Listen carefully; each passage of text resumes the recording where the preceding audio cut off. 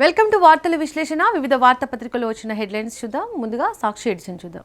ఇటుక సాక్షి ఎడిషన్లో మెయిన్ హెడ్లైన్గా చూస్తున్నాం. ఉగ్రవాదం పెనుముప్పు, ఉన్మాద భూతంపై పోరులో రాజు లేదు అని ప్రధాని మోడీ వ్యాఖ్యానించారు. ఈ విషయంలో భారత్ ఇజ్రాయెల్ది ఒకే వైఖరి, ఆ దేశానికి ఎన్నటికీ దన్నుగా నిలుస్తాం. గాజా శాంతి చర్చలతో పశ్చిమాసియాలో సుస్థిర శాంతి. ఇజ్రాయెల్ పార్లమెంట్లో ప్రధాని ప్రసంగంలో ఇలాంటి వ్యాఖ్యలు చేశారు. ఇజ్రాయెల్లో రెడ్ కార్పెట్ స్వాగతం, మోడీకి అత్యున్నత పురస్కారం. ఉగ్రవాదాన్ని అన్ని రూపాల్లోనూ సమూలంగా అంతం చేయడమే భారత లక్ష్యం. ఈ విషయంలో భారత్ ఇజ్రాయెల్ది ఒకే వైఖరి, ఎవరేమన్నా ఎన్ని చెప్పినా ఉగ్రవాదం ఏ విధంగానూ సమర్థనీయం కాదు. ఈ విషయంలో మరో మాటకు తావులేదు. ఇజ్రాయెల్పై హమాస్ ఏర్పడ్డ ఆటవిక దాడి తాలూకు బాధను భారతీయులందరము అనుభవించాం. ఇజ్రాయెల్ సోదరుల అంతులేని ఆవేదనను మేమంతా పంచుకున్నాం. ఎందుకంటే ఉగ్రవాదం తాలూకు నొప్పిని భారత్ చాలా కాలంగా అనుభవిస్తూ వస్తోంది అని ఈ విధంగా ఇజ్రాయెల్ పర్యటనలో మోడీ అక్కడ ఈ విధంగా మాట్లాడారు. మోడీ ఇజ్రాయెల్ పార్లమెంట్లో ప్రసంగించిన మాటలవి. పీడీ ఖాతాలపై పీడీ, ప్రభుత్వ శాఖలు సంస్థలు నిధుల దుర్వినియోగానికి చెక్. మార్చి 31 కల్లా అన్ని పీడీ ఖాతాలు రద్దు.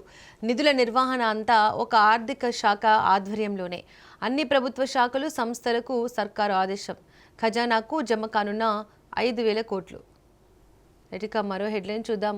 మ్యానుఫ్యాక్చరింగ్ పవర్గా తెలంగాణ, రాష్ట్ర అభివృద్ధికి మీ సహకారం కావాలి. అడోబ్ సీఈఓతో భేటీలో సీఎం రేవంత్ రెడ్డి వ్యాఖ్యానించారు. ఇక మరో హెడ్లైన్ చూద్దాం. భారత్ పాక్ యుద్ధం ఆపకుంటే అమెరికా అధ్యక్షుడు ట్రంప్ మళ్ళీ పాత పాటే పాడారు. భారత్ పాక్ మధ్య యుద్ధాన్ని తానే ఆపానని చెప్పుకున్నారు. తాను ఆపకుంటే 3.5 కోట్ల మందికి పైగా ప్రాణాలు కోల్పోయేవారని పాకిస్తాన్ ప్రధాని షెహబాజ్ షరీఫ్ తనతో చెప్పారంటూ గొప్పలకు పోయాడు ట్రంప్, అమెరికా అధ్యక్షుడు ట్రంప్. ఇక మరో హెడ్లైన్ చూద్దాం. తప్పు చేసా క్షమించండి, జెఫ్రీ ఎప్స్టీన్తో తనకు సంబంధాలు ఉన్నాయన్న మాట నిజమేనని మైక్రోసాఫ్ట్ సహా వ్యవస్థాపకుడు బిల్ గేట్స్ ఎట్టకేలకు అంగీకరించారు. ఇద్దరు రష్యా మహిళలతో సంబంధాలు కొనసాగించినట్లు వెల్లడించారు. తనను పెద్ద మనసుతో క్షమించాలని గేట్స్ ఫౌండేషన్ సిబ్బందికి బిల్ గేట్స్ విజ్ఞప్తి చేశారు.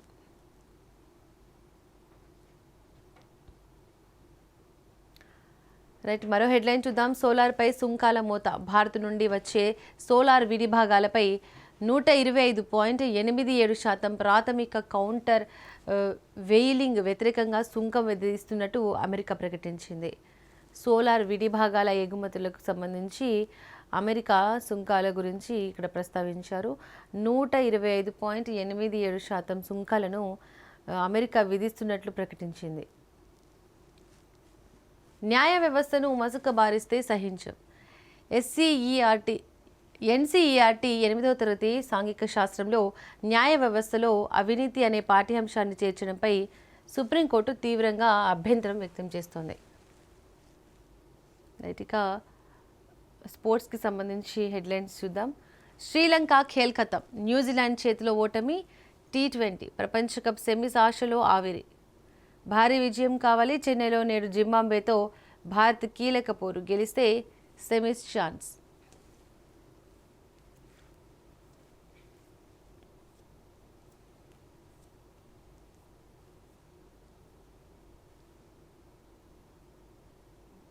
రైటిక ఇవి సాక్షి ఎడిషన్ యొక్క హెడ్లైన్స్. నమస్తే తెలంగాణ చూద్దాం.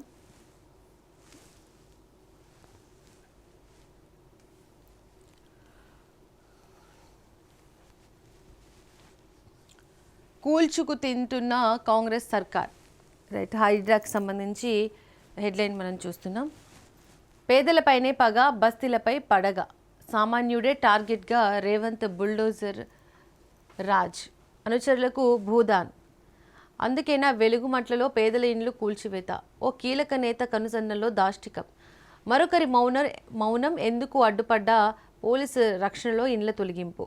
ఎంతమంది అడ్డుపడ్డా పోలీస్ రక్షణలో ఇళ్ల తొలగింపు. రియల్ ఎస్టేట్ కోసమే కూల్చివేతలని బాధితులు చెబుతున్నారు. రైట్. ఇక ఖమ్మంలోని వెలుగుమట్లలో ప్రభుత్వం దౌర్జన్యంగా తమ ఇళ్లను కూల్చివేయడంతో నిలువ నీడలేక పక్కనే వస్తువులు సామాగ్రి పెట్టుకుని దిక్కు తోచని స్థితిలో ఉన్న బస్తీ జనం తమ గూడు సంగతి ఏంటంటూ పునరావాస కేంద్రంలో ఆందోళనకు దిగిన మహిళను ఈడ్చుకెళ్తున్న పోలీసులు. ఇక ఇక్కడ మనం పిక్చర్లో కూడా చూస్తున్నాం. వాళ్ళు నిర్మించుకున్న ఇళ్లను కూల్చివేసి వాళ్ళ సామాన్లు కూడా మనం బయటే చూస్తున్నాం. ఇక్కడ పిక్చర్లో కనిపిస్తుంది. గూడు కూల్చి ఈడ్చి పారేసి న్యాయం అడిగితే పోలీసులతో ఉక్కుపాదం. వెలుగుమెట్ల బాధితులపై మళ్లీ దౌర్జన్యం. ఆందోళనకు దిగిన వారిపై ప్రభుత్వం జులుం. మహిళలు చిన్నారులపైన అదే కర్కశం. పేదల ఇండ్లు ఆనవాళ్లే లేకుండా చేసే కుట్ర. బలవంతంగా చదును చేసేందుకు యత్నం. కట్టుబట్టలతో వెళ్ళగొడితే ఎక్కడికి పొమ్మంటారు. రేవంత్ సర్కార్పై బాధితుల ఆగ్రహం. నమ్మి ఓటేస్తే నడిబజాండ్రా నిలబెట్టిర్రు. ప్రజాపాలన అందిస్తామని కాంగ్రెస్ చెప్తే నమ్మినందుకు మమ్మల్ని నడిబజార్లో నిలబెట్టింది. 2 ఏళ్ల నుంచి పేదల ఇండ్లు కూల్చడమే పనిగా పెట్టుకుని సర్కార్ పాలన సాగిస్తోంది. మంత్రుల అనుచరులు మేలు కోసమే మా ఇండ్లను కూల్చిండ్రు. కాంగ్రెస్ వాళ్ళు మళ్ళా ఓట్లు వస్తే ఉరికించి కొడతామని ఒక బాధితుడు షేక్ హకీమ్ ఈ విధంగా వ్యాఖ్యానించారు.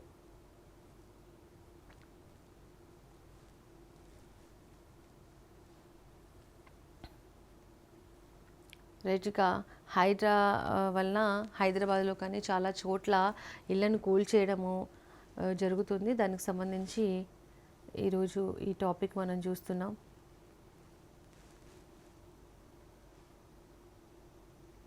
అయితే కొంచెం డీప్గా చూద్దాం. రాజకీయంగా నిత్యం కత్తులు దూసుకునే ఇద్దరు కీలక నేతలు భూదాన్ భూముల్లో పేదల ఇండ్లు చెదరగొట్టే విషయంలో ఒకే మాట ఒకే బాటగా నడిచారా? దశాబ్దం క్రితం ఖమ్మం జిల్లాలోని మారుమూల ప్రాంతాల నుండి పొట్టకూటి కోసం నగరానికి వచ్చి ప్రభుత్వ భూమిలో గుడిసెలు వేసుకోవడమే వారు చేసిన పాపమైందా? భూదాన్ భూమిలో నివాసం ఉంటున్న పెద్దలకు ఎందుకంత కంటగింపు అన్న అంశంపై రాష్ట్ర వ్యాప్తంగా చర్చ నడుస్తోంది. భూదాన్ బోర్డు ఇచ్చిన పట్టాలు ఉన్నాయి. మహాప్రభు అని చేతులెత్తి మొక్కినా కనికరించని అధికారులు ఉన్న పలంగా బుల్డోజర్లతో విరుచుకుపడడం వెనుక ఖమ్మం జిల్లాకు చెందిన ఇద్దరు కీలక ప్రజాప్రతినిధుల హస్తం ఉన్నదన్న ప్రచారం జోరుగా సాగుతోంది. ఆ ఇద్దరు కీలక నేతల అనుచరులకు సంబంధించిన భూములు ఆ ప్రాంతంలో ఉండడం, భూదాన్ భూముల్లో పేదలు కట్టుకున్న గుడిసెలు ఇండ్ల కారణంగా తమ భూములకు డిమాండ్ పెరుగుతుందని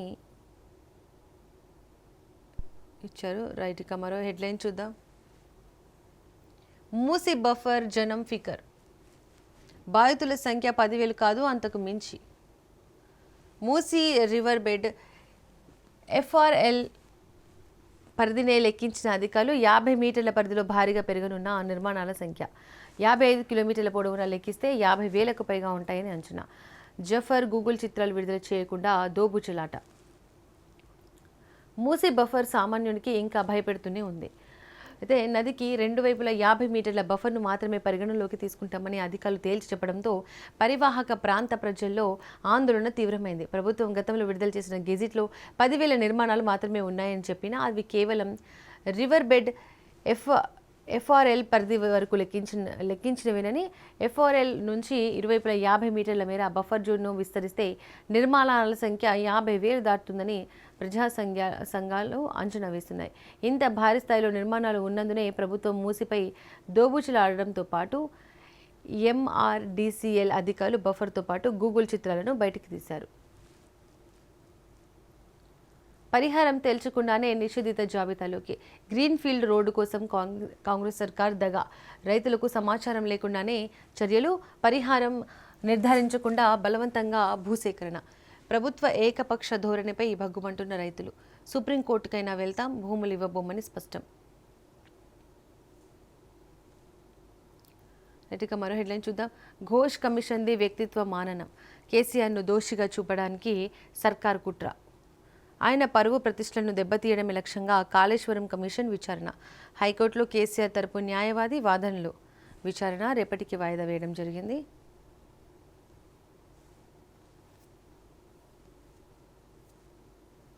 ఇక మరో హెడ్లైన్ చూద్దాం. కుమ్మెరలో కుల దురాఘాతానికి పసిబిడ్డను కోల్పోయిన మౌనిక గణేష్ దంపతులను పరామర్శిస్తున్న బీఆర్ఎస్ వర్కింగ్ ప్రెసిడెంట్ కేటీఆర్.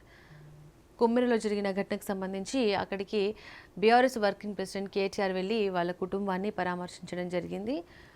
పసిబిడ్డను చంపినా పట్టదా, దాడి చేసిన వారిని సర్కార్ జైల్లో పెట్టదా, హంతకుడిని కాపాడే ప్రయత్నం సిగ్గుచేటు, పాప మీ పదవి అడిగిందా, పైసలు అడిగిందా, కుమ్మెర ఘటన మానవత్వానికే మచ్చ, న్యాయం జరిగే వరకు పోరాటం ఆపం, కోటి పరిహారం, ఒకరికి ఉద్యోగం ఇవ్వాలి, ఆ కుటుంబానికి ఇల్లు కట్టిస్తాం, కేటీఆర్ హామీ. నాగర్ కర్నూల్లో బాధితులకు పరామర్శ.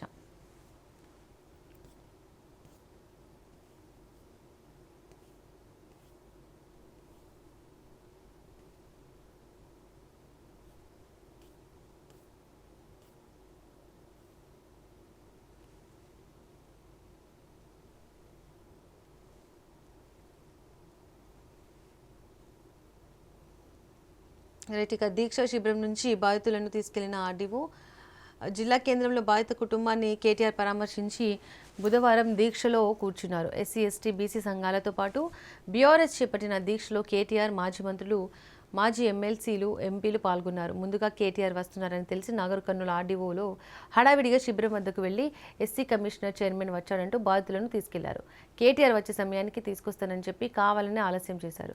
కేటీఆర్ వచ్చిన విషయం తెలిసి బీఆర్ఎస్ నాయకులు హుటాహుటిన బాధితులను పంపాలని కోరినా వారిని వేరే చోటుకు తరలించారు. చివరికి బాధితులను శిబిరం వద్దకు నాయకులు తీసుకురావడంతో వారితో పాటే కేటీఆర్ దీక్షలో కూర్చున్నారు. కుటుంబానికి పార్టీ తరపున ఆర్థిక సాయం అందజేశారు. కార్యక్రమంలో మాజీ మంత్రులు శ్రీనివాస్ గౌడ్, లక్ష్మీరెడ్డి, నిరంజన్ రెడ్డి, ఎమ్మెల్సీ గోరెట్టి వెంకన్న, మాజీ ఎమ్మెల్యేలు మర్రి జనార్దన్ రెడ్డి, ఆల వెంకటేశ్వర్ రెడ్డి, బీరం హర్షవర్ధన్ రెడ్డి, అంజయ్య యాదవ్, జైపాల్ యాదవ్, మాజీ ఎంపీ వద్దిరాజు రవిచంద్ర, పార్టీ నాయకులు శ్రీనివాస్ రెడ్డి, విజయ్ కుమార్ పాల్గొన్నారు. రైట్, అక్కడ కుమ్మెర ఇన్సిడెంట్కి సంబంధించి బాధితులను పరామర్శించడానికి వెళ్ళిన కేటీఆర్ అక్కడ బాధితులతో దీక్షా శిబిరంలో కూర్చొని మాట్లాడుతున్న విజువల్ పిక్చర్ మనం ఇక్కడ చూస్తున్నాం. రైట్గా మొత్తంగా చూసుకుంటే ఇవి నమస్తే తెలంగాణ యొక్క హెడ్లైన్స్. వెలుగు ఎడిషన్ చూద్దాం. సర్కారు బడుల్లో తగ్గుతున్న పిల్లలు, 10 ఏళ్లలో 8.4 లక్షల మంది స్టూడెంట్స్ తగ్గుదల. 2014లో 24.85 లక్షలు, ప్రస్తుతం 16.51 లక్షలే. అంటే 2014తో పోల్చుకుంటే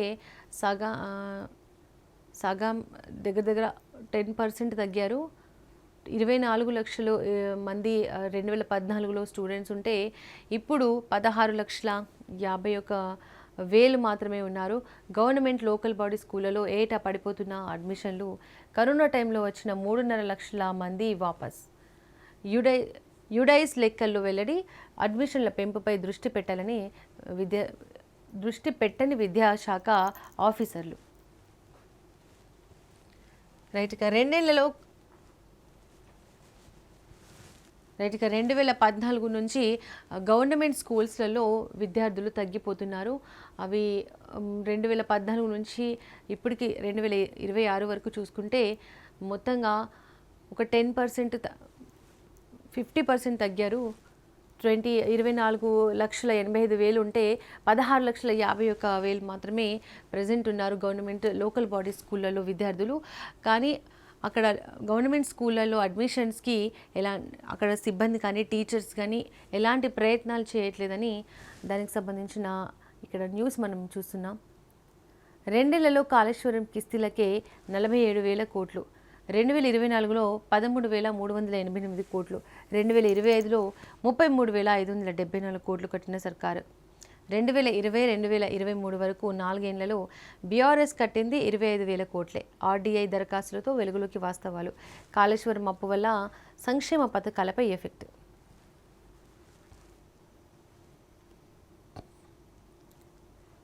ఐటీపై ప్రస్తుతం 100 మంది చేసే పని ఏఐ ఆటోమేషన్తో ఒక్కరే చేసే పరిస్థితి రాబోతుంది. క్లయింట్లు తమ ఐటీ ప్రాజెక్టులకు ఇచ్చే బడ్జెట్ను భారీగా తగ్గించుకోబోతున్నారు. ఎందుకంటే ఏఐ వల్ల పని సులభం కావడంతో వారు తక్కువ మొత్తంలో చెల్లిస్తారు. దీంతో ఇండియన్ ఐటీ సర్వీసుల కంపెనీల లాభాలు తగ్గిపోవడమే కాకుండా కొత్త నియామకాలు పూర్తిగా నిలిచిపోయే అవకాశం ఉంది అని నివేదికలు చెబుతున్నాయి. ఇక ఏఐ రావడం వల్ల ఐటీ కంపెనీలలో ఉద్యోగులను కూడా కొత్త వాళ్ళని నియమించుకునే పరిస్థితి తగ్గిపోతుందని నివేదికలు చెబుతున్నాయంట. ఏఐ పిడుగు 2028 నాటికి ప్రపంచవ్యాప్తంగా ఆర్టిఫిషియల్ సునామీ అంటే ఇంకో 2 ఏళ్లలో ఆల్మోస్ట్ ఏఏ ఐటీలో అన్ని పనులు చూసుకునే అవకాశం కనిపిస్తోంది. కొత్త నియామకాలు కూడా చాలా వరకు తగ్గిపోయే అవకాశం ఉంది. టీసీఎస్, ఇన్ఫోసిస్, విప్రో లాంటి కంపెనీలకు దెబ్బ. ఏఐ ఆటోమేషన్తో ఉద్యోగాల్లో భారీగా కోత, రూపాయి కూడా పతనం అయ్యే ప్రమాదం. 2 ఏళ్లలో ఘోస్ట్ జీడిపి పరిస్థితులు. ఎకానమీ పైకి ప్రజల ఆర్థిక పరిస్థితి పాతాళానికి.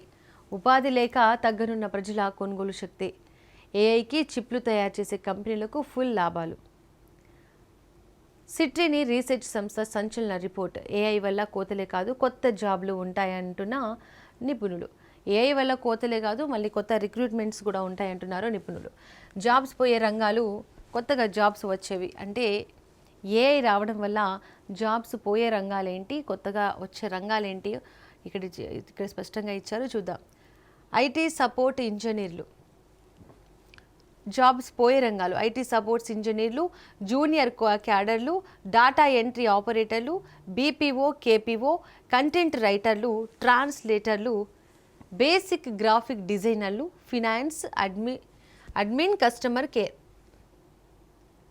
ఇవి ఏఐ రావడం వల్ల పోయే జాబ్స్. మరి కొత్తగా వచ్చే జాబ్స్ ఏంటి?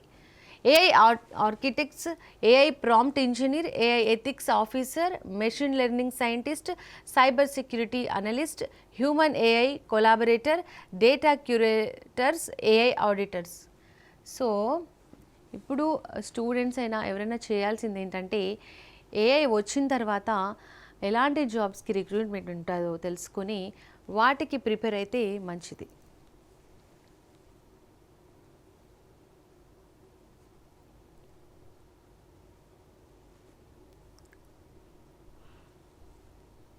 ఇక మరో హెడ్లైన్ చూద్దాం. ఇక అర్బన్ నక్సల్స్ అంతు చూస్తాం. వర్సిటీల్లో వాళ్ళ ఆగడాలు సాగనీయమని బీజేపీ చీఫ్ రామచంద్రరావు అని మాట్లాడుతున్నారు. మార్చి 31 కల్లా నక్సల్స్ రహిత దేశంగా భారత్, ప్రపంచవ్యాప్తంగా కమ్యూనిజం అంతమవుతుందని కామెంట్. ఆపరేషన్ ఖగార్ చేపట్టిన తర్వాత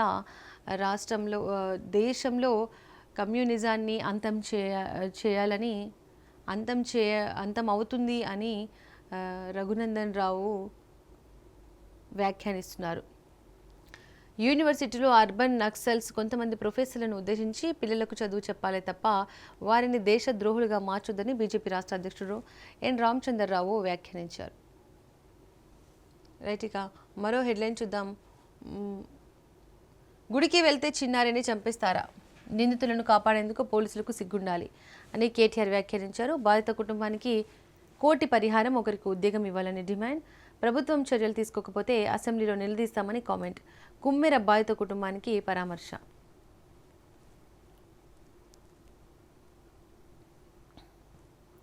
మ్యూల్ ఖాతాలపై ఆపరేషన్ క్రాక్ డౌన్.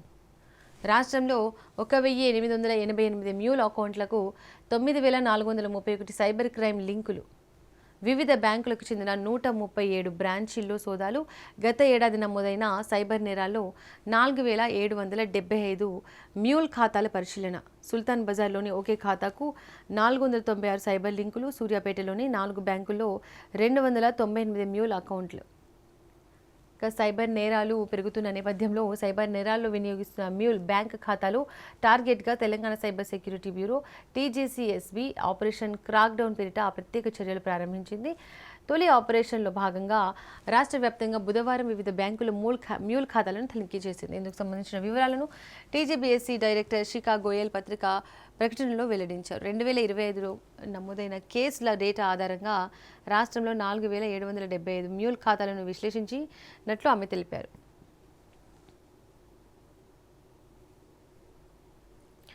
ఇక మరో హెడ్లైన్ చూద్దాం. రెవెన్యూ సదస్సు అప్లికేషన్లన్నీ గాయబ్, కారణాలు చెప్పకుండానే తొలగింపు.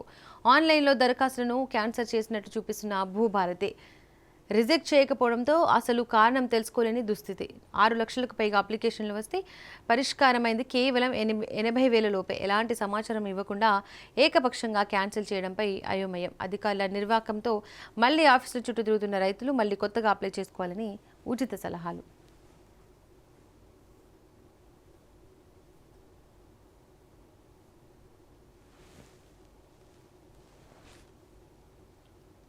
కన్నుల పండుగగా నారసింహుడి కళ్యాణం యాదగిరిగుట్ట ఆలయ వార్షిక బ్రహ్మోత్సవాల్లో భాగంగా వేద మంత్రాలు భక్తుల జయ జయ ధ్వానాల నడుమ బుధవారం రాత్రి లక్ష్మీ నరసింహుల వారి కళ్యాణం కన్నుల పండుగగా సాగింది.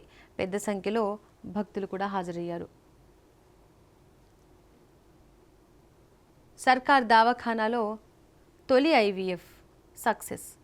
రైట్, ఇక ఐవీఎఫ్ సెంటర్స్ అంటే మనం ప్రైవేట్ హాస్పిటల్స్లో మాత్రమే చూసేవాళ్ళం, కానీ ఇప్పుడు సర్కార్ దవాఖానలో కూడా తొలి ఐవీఎఫ్ అది కూడా సక్సెస్ అయినట్లు మనం చూస్తున్నాం. గాంధీ హాస్పిటల్లో తొలిసారిగా ఐవీఎఫ్ ఇన్ విట్రో ఫెర్టిలైజేషన్ విధానం ద్వారా ఓ మహిళ పన్నంటి ఆడబిడ్డకు జన్మనిచ్చింది. రాష్ట్రంలోని ప్రభుత్వ హాస్పిటల్స్లో ఇదే తొలి ఐవీఎఫ్ జననం కావడం విశేషం.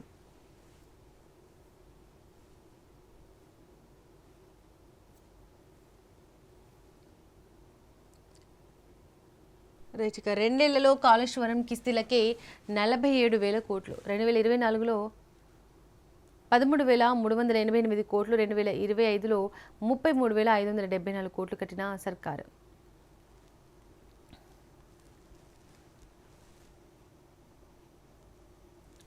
ఇక మరో హెడ్లైన్ చూద్దాం. భారత్ సోలార్ ఇంపోర్టర్స్పై 126% టారిఫ్. భారత సోలార్ ఇండస్ట్రీకి అమెరికా ప్రెసిడెంట్ ట్రంప్ గట్టి షాక్ ఇచ్చాడు. భారత్ నుండి సోలార్ ఉత్పత్తులపై 126% ప్రైమరీ టారిఫ్స్ ప్రకటించారు. ఇది మన సోలార్ ఎగుమతి కంపెనీలపై పెను ప్రభావం చూపుతుంది. రైట్, ఇక మొత్తంగా చూసుకుంటే ఇవి వెలుగు ఎడిషన్ యొక్క హెడ్లైన్స్. సో ఇది ఇవాల్టి వార్తలు విశ్లేషణ. Keep watching Raj news.